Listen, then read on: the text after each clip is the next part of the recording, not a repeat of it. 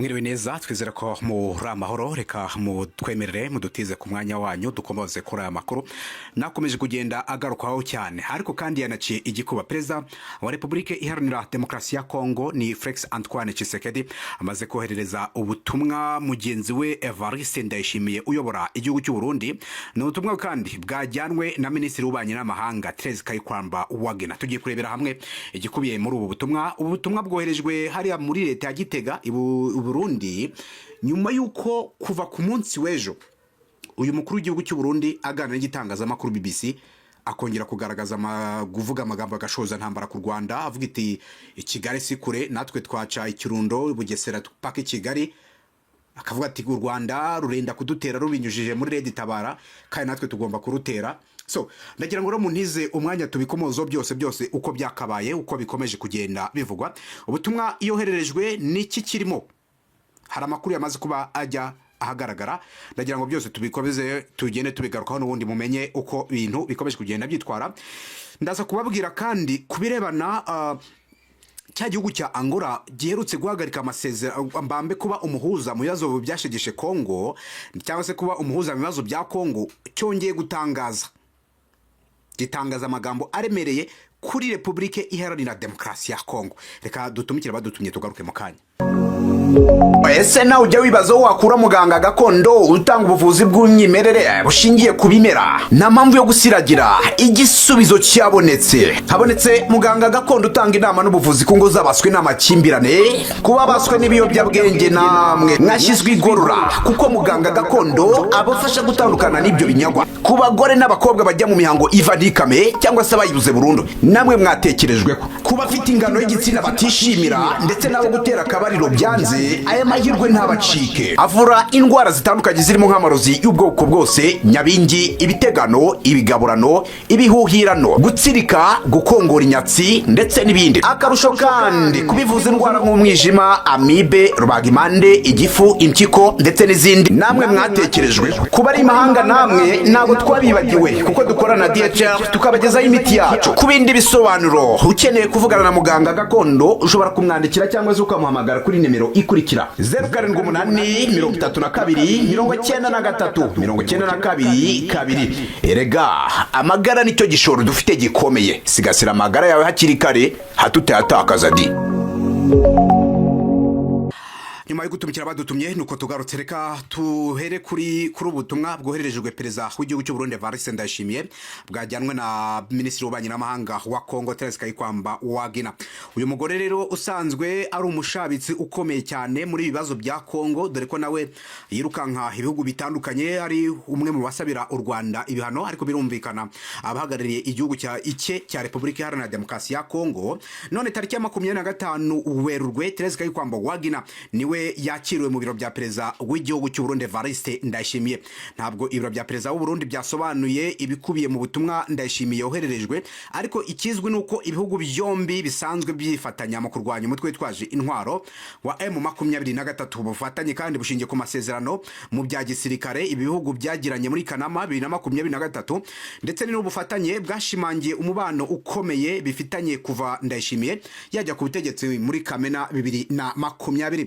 Gusa nta musaruro ufatika bwatanze ubwo bufatanye bwabo, kuko abarwanyi ba M23 batsinze ingabo z'ibihugu byombi ku rugamba rwabereye mu ntara Kivu y'Amajyaruguru ndetse n'intara Kivu y'Amajyepfo, bombi bakizwa n'amaguru bari rukanka.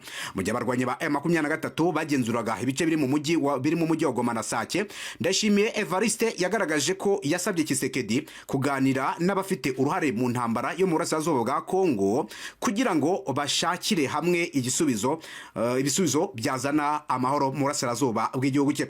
Abakuru b'ibihugu kandi bo muri Afrika y'Iburasirazuba EAC ndetse na Afrika y'Amajyepfo SADC nabo bashimangiye ko ibiganiro bya politiki hagati y'impande zishyamiranye mu burasirazuba bwa RDC aribyo byabonekamo amahoro arambye.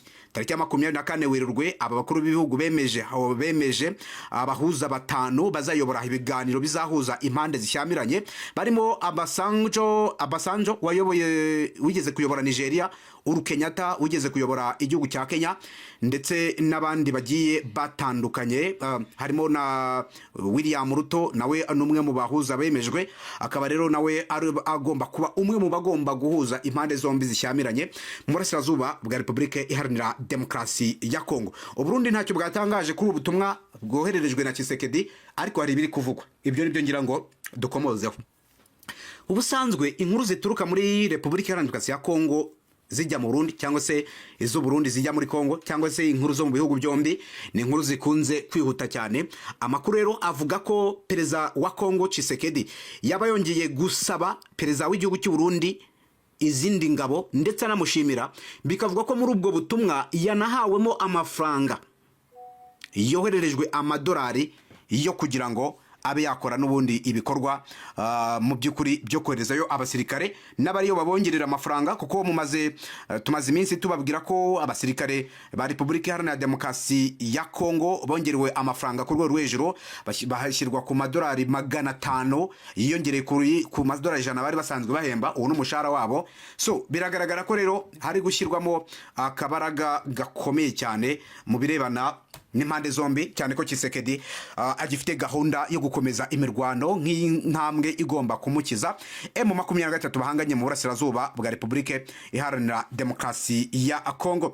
Hari amakuru rero akomeje kugarukwaho avuga ko uyu minisitiri w'ububanyi n'amahanga Therese Kayikwamba wagina mu byajyanye harimo envelope y'amadolari, envelope rwose y'amadolari ashyiriye Uburundi nabwo bugomba kuzashyikiriza abasirikare b'iki gihugu mu rwego rwo kugira ngo abari muri Repubulika Iharanira Demokarasi ya Kongo babe bahari bishimye ndetse n'abandi bazajyayo babe bishimye. Mu bihe bitandukanye twagiye twumva leta y'u Burundi ivugwaho inkuru zo kwayohereje abasirikare muri Repubulika Iharanira Demokarasi ya Kongo, ndetse abo bose bari bemerewe amadolari nabo menshi cyane, ariko nabo biza kurangira bahawe 100, andi bikavuga ko yigiraga mu mufuka wa perezida w'igihugu cy'u Burundi Evariste Ndayishimiye. Ibyo nibivugwa, nta kintu na kimwe kibyemeza kuko Perezidansi y'u Burundi ntacyo irasohora kubirebana n'ubutumwa yashyikirijwe. Ubwo rero izo ni za nkuru ziba zivugwa, ubwo hagize ikindi kijya hanze dushobora kuba updatinga tukababwira uko byose bikomeje kugenda byitwara. Uyu mugabo rero kandi akomeje gukereya umubano utari mwiza hagati y'u Burundi n'u Rwanda,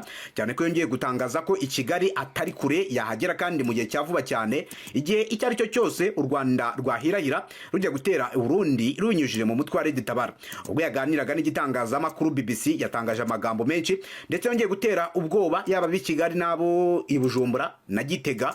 Ongera kwibaza niba koko uyu mugabo Perezida Evariste Ndayishimiye ibyo avuga aba yabanje kubitekereza, icyakora kuko ari perezida w'igihugu nta kundi bagomba kubyakira uko biri n'ubundi mu rusange, ariko icyo yavuze nuko i Kigali atari kuri. Ngaho ngoko rero nuko byose bikomeje kugenda abyitwara muri rusange.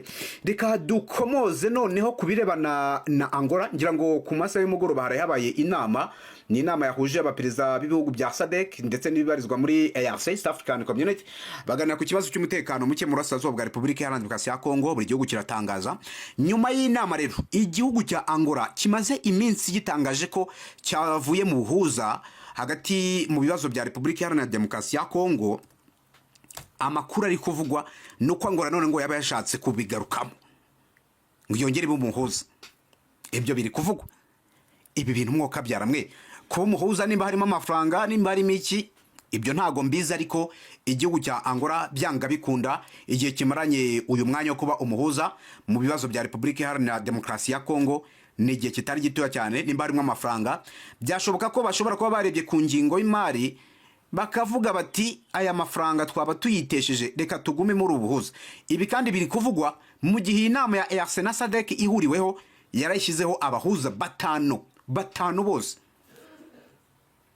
Reka dutegereze rero turebe byose uko biraza gukomeza kugenda byitwara n'ubundi muri rusange. Ibyo ni bikomeza kuvugwa ariko bidafite n'ubundi ikindi kintu gishobora kubihamya cyangwa se ngo kibe cyabishimangira. Ibyo rero biri kuvugwa biturutse muri Angola.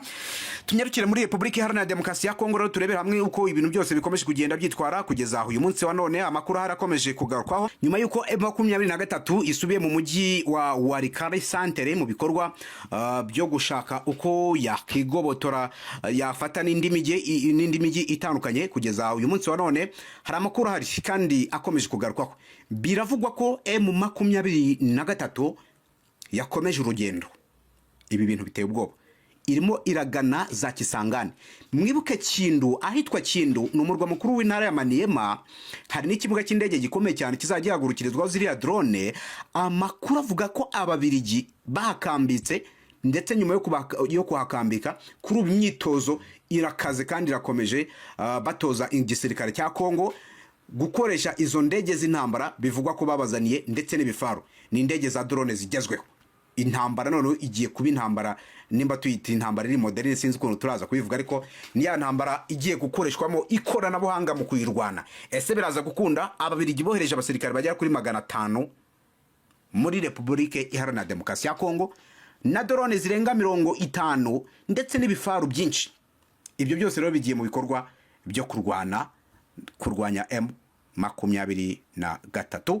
Nuko nguko amakuru akomeje kwitwara. Reka dutegereze turebe, wenda ibindi biraza kugira bitugera mu masaha ari imbere, ariko kugeza ubu ntimugire ngo hari ikintu na kimwe cyoroshye muri Republika Iharanira Demokarasi ya Kongo.